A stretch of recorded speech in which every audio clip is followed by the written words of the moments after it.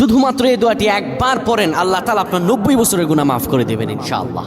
আপনার 90 বছরের গুনাহ মাফ হয়ে যাবে যদি মাত্র এই দোয়াটি যদি একবার পড়তে পারেন। আপনার ভাগ্য খুলে যাবে, রিজিকে বরকত আসবে, মনের ন্যাক আশা পূরণ হবে, আল্লাহ আপনার সব দোয়া কবুল করে দিবেন। সুবহানাল্লাহি ওয়া বিহামদি।